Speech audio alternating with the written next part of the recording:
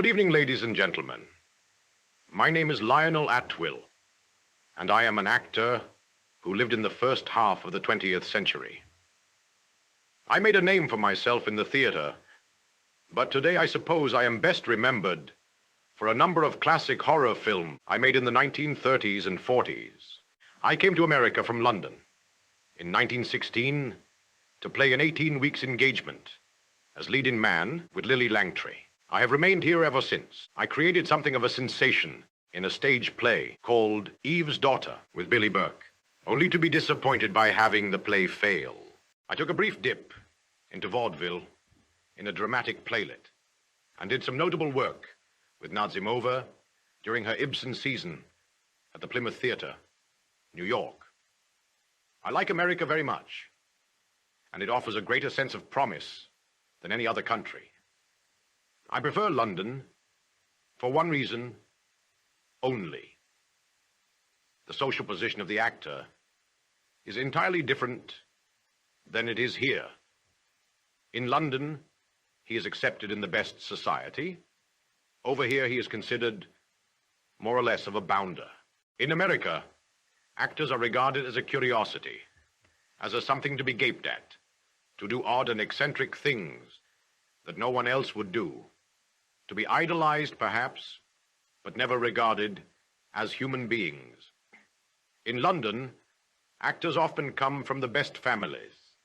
Younger sons of the peerage are only too glad to study for the stage and earn a few honest pence to fill out the family's deplenished exchequer.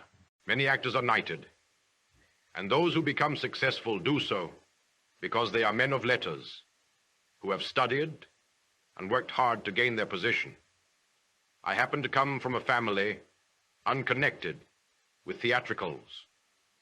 My grandfather was an architect, and I was properly educated and played cricket like every other English boy.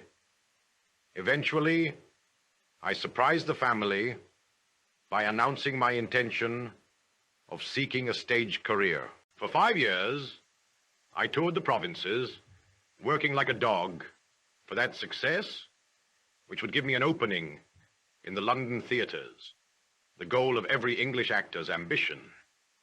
Finally, my chance came under the management of Charles Previn. We played in bad luck, several of our productions being failures, but I was fortunate enough to receive favorable personal notices. My first big success was in Arnold Bennett's Milestones. By about 1920, I honestly thought that motion pictures had possibilities, but not until some of these old-fashioned ideas were combed out of them.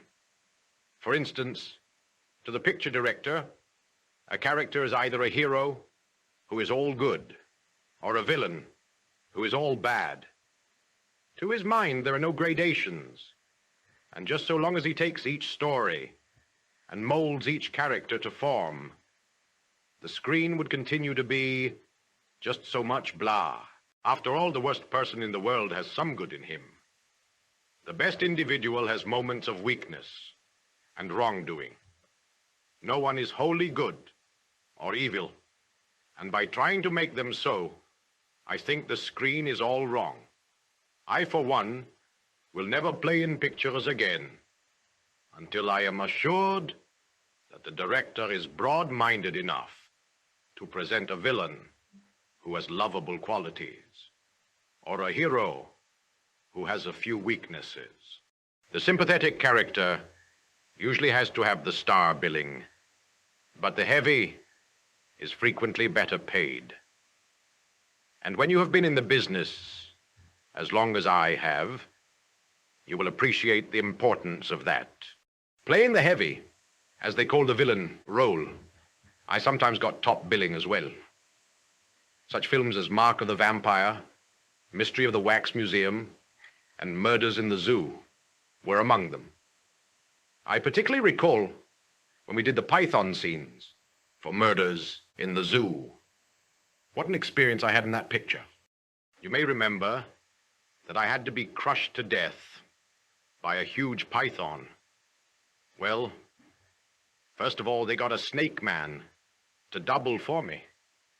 He was just about my height and build. He was one of those people who wrestle with snakes for a living. I don't know how much those fellows are paid, but it isn't enough. Anyway, he looked sufficiently like me to be deceptive, and the fight was very convincing on the screen. Then they had a rubber snake made for me to be throttled by in the close-ups. But when they saw the rushes, it just didn't look realistic enough, where I was digging my fingers into him in my death agony. He just looked like rubber. So they asked me whether I would mind wearing the real brute, just for the close-up, if he were unconscious. How unconscious? I asked. Gassed, they said. His mouth tied up with adhesive tape, in case he woke up too soon. And I must say, he looked extremely dead.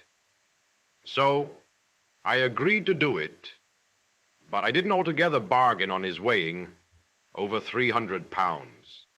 Doing my death agony like anything, I bent my legs, and the coils of the python weighed so heavily on me that I couldn't support it and crashed down on my knees. Fortunately, the floor was thinly covered with sawdust or bark, so I didn't break any bones. I had tender knees for weeks, and the stench of that brute, bah! There was one time I didn't need any director to tell me how to look like a murderer getting his just desserts. I have made 2 Technicolor pictures, Dr. X and Mystery of the Wax Museum. The lights used for them are 3 times as strong as those used for ordinary photography. They are so intense that wax mannequins melted away under them. The figures had to be replaced by live actors. Those lights bake your brain and eat up the red corpuscles in the blood. People have put their hands on my shoulder when I had just come from under them, and the cloth of my coat was so hot that they would have to take their hands away. Underneath, I was a lather of perspiration. Fortunately for the audience, none of that suffering by the actors caught their attention. Today, you good people living in the 21st century can enjoy these 2 films on Blu-ray in beautiful restorations. Goodbye now.